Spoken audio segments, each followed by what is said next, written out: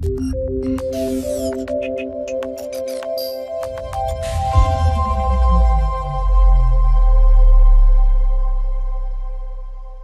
morning, Mark. How are you today? I'm good, thank you, Simon. Very well. And yourself? I'm very well also, thank you. So let's start by introducing ourselves. After you, Mark.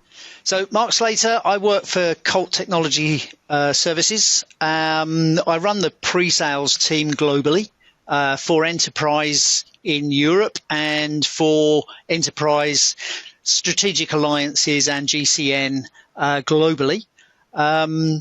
Responsible for our whole portfolio. Of which is of recent years is becoming more and more security centric, and that's really where my path first crossed with some of your colleagues, and it's really nice this morning to be able to sit down with you to explore a little bit about what we've been up to as we've started to discover what you're all about at Venari. Great, thank you, Mark. To introduce myself, hi everyone, Simon Mullis. Very happy to be CTO at Venari Security. I've been working in cyber and network security for 25 years for some of the larger and growing US cyber and network companies.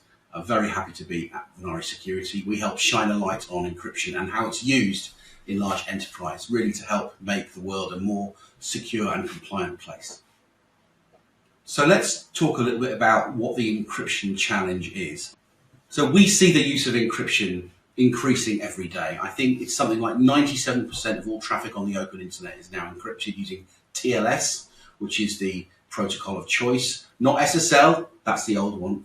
TLS has been around for a while now, and it's now in a few revisions, some of which are deprecated, are not to be used anymore.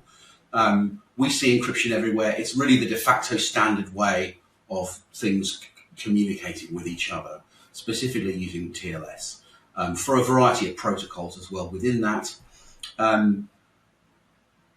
We have a real problem. If all of your network visibility is based on seeing unencrypted traffic, then the encrypted traffic is a real area, is a real blind spot for you. It's incredibly hard to understand. Many companies then use this to do TLS decryption, which is complex and expensive. So it's a real challenge for security and compliance teams everywhere to really make sense of the encrypted traffic, especially when we talk about the breadth of applications being used, SaaS applications being used widely now, people accessing from different places since COVID. And what we have noticed is there really is a lack of a defined standard for encryption within many organizations. If you ask a CISO, what's your encryption standard?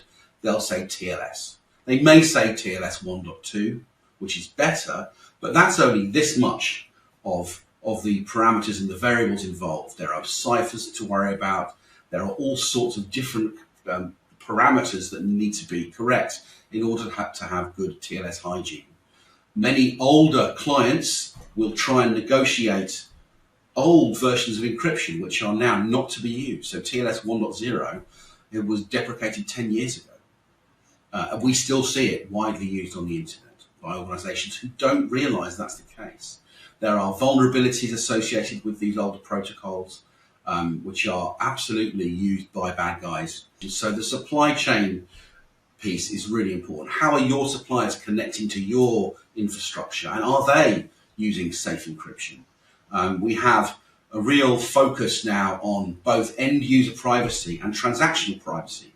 Certainly end users don't want you to be decrypting their banking information or their Facebook chats. So there's a whole range of drivers which are forcing us to look harder and more seriously at how encryption is actively being used across large enterprise. Not only is there a problem with attack surface being widened by using this, as there would be using any protocol or application with known vulnerabilities, we also see that poorly managed encryption massively leads to operational disruption, service outage. We've all read the news stories about the TLS certificate that was out of date. and cause a service issue. So there's all of these different organizational drivers that really mean we have to have a clear and good understanding of how encryption is being used across our organizations.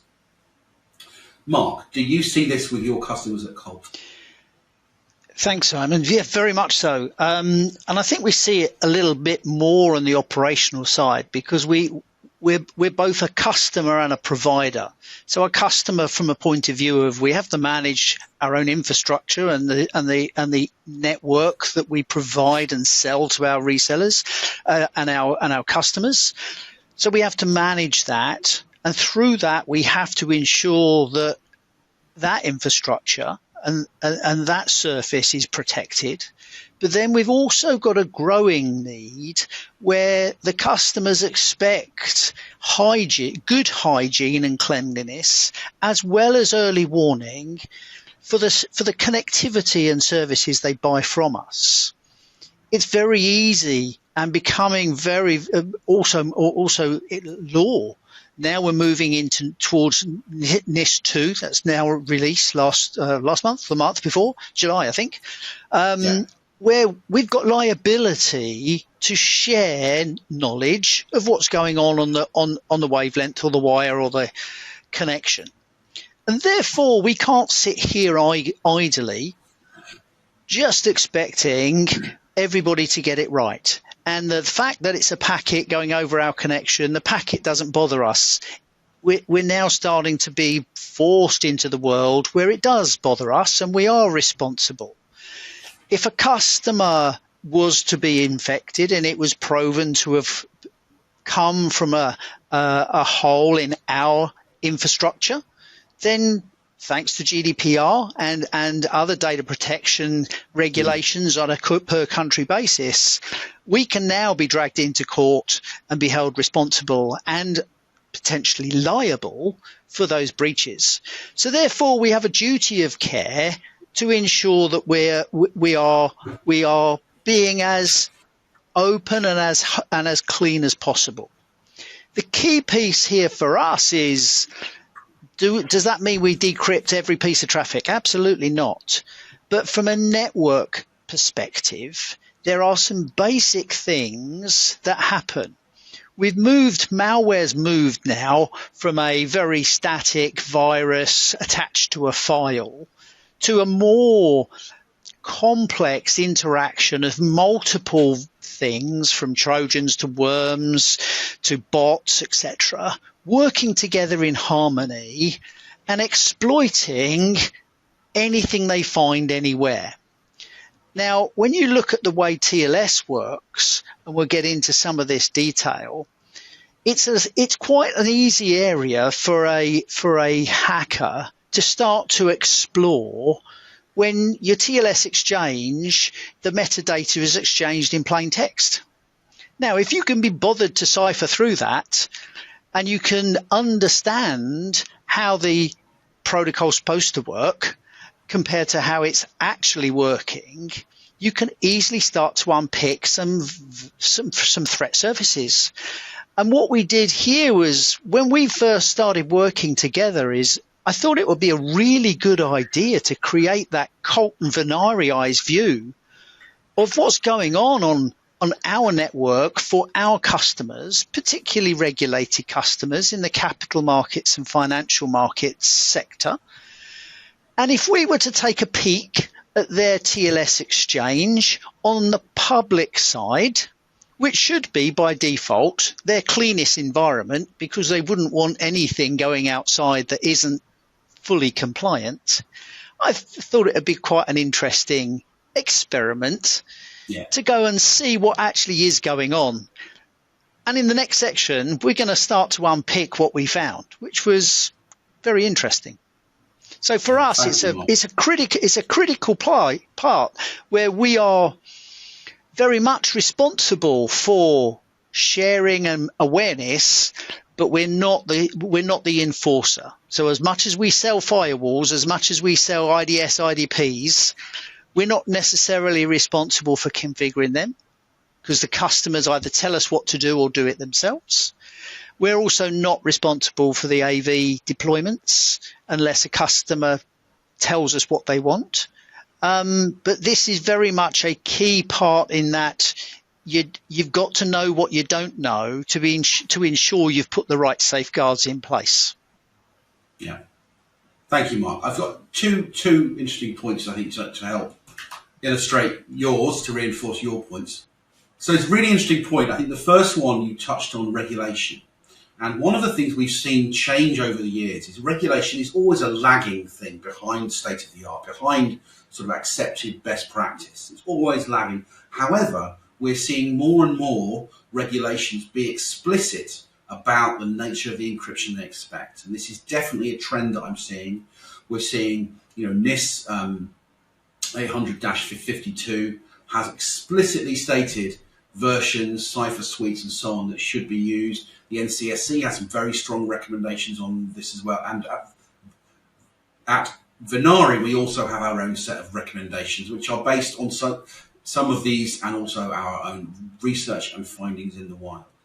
So the regulatory piece is very important because, as we all know, regulation is really a bare minimum that industry is trying to encourage or force its member organisations to reach. It's a minimum. It's not really where you would hope organisations would be if they were serious about their protecting their attack service, protecting their assets and their end users.